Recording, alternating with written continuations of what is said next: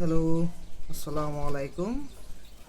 ওই যে আমার যে সিলভার হোয়াইট ডায়মন্ড ডাব যেটা আছে জোড়া, তাদেরকে তো হচ্ছে আমি বড় হাড়ি দিয়েছিলাম।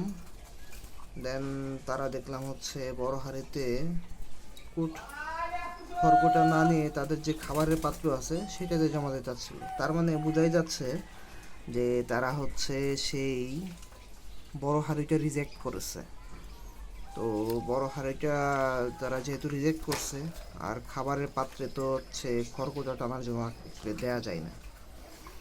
দেন সিদ্ধান্ত নিলাম, থাক, যেহেতু তারা রিজেক্ট করছে ওইটা বাদ দিয়ে দিলাম। বাদ দিয়ে তাদের সেই পুরনো যে ছোট্ট যে হাঁড়ি আছে, যেটা আছে ওইটাতেই রাখলাম। তো এখন তারা সেই তাদের পরিচিত চিরচেনা সেই ছোট্ট হাঁড়ির মধ্যেই নেস্টিং করতেছে। তো যেহেতু তারা নেস্টিং করতেছে, আশা করি খুব দ্রুতই ডিম দিয়ে দেবে, হয়তো 5-7 দিনের ভিতর দিয়ে দিতে পারে। এবং আজকে যেটা লক্ষ্য করলাম, আরেকটা পাখি বা আরেকটা জোড়া আছে যেটা তারাও রিজেক্ট করছে, অর্থাৎ বড় হাড়িতে তারা খড়কুটা টানতে চাচ্ছে না। তো বোঝাই যাচ্ছে যে তারাও হচ্ছে রিজেক্ট করছে, তারাও হচ্ছে সেই বড় হাড়িতে নেবে না।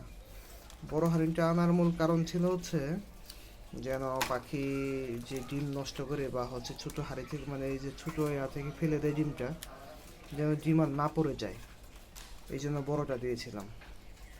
কিন্তু ওইটা দিয়ে তো আদৌ কোনো লাভ হইল না, তারা তো সেটা রিজেক্ট করছে। ও যেহেতু রিজেক্ট করছেই, এখন যারা রিজেক্ট করতেছে তাদের ক্ষেত্রে সেই আগেরটাই দেবো, এছাড়া আর কোনো ওয়ে নাই।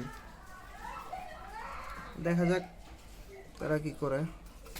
ওই যে দেখেন খড়কুটা টেনে টেনে কি করতেছে, সে তার ঘর তৈরি করতেছে ডিমের করার জন্য। প্রত্যেকেই বাসা তৈরি করে, সেও তার বাসা তৈরি করতেছে।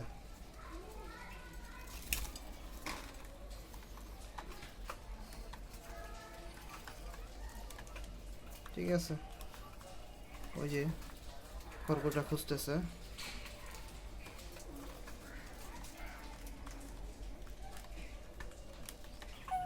ওই যে একটা খড়কুটা নিয়ে আসছে নিচে থেকে নিয়ে এসে সে এখন এটা ওই যে বাসার মধ্যে রাখতেছে। এইভাবেই সে তার নেস্টিংটা কমপ্লিট করবে। ওই যে মিস্ত্রির মতো সে তার নেস্টিং কমপ্লিট করতেছে। তো মোস্টলি এই যে মেল ফিমেল দুজনে হচ্ছে নেস্টিং করতেছে। তো দোয়া করবেন এই পাখিটা যেন খুব দ্রুতই ডিম দিয়ে দেয়, আর এবার যাতে ডিম না ভাঙে। Thank you.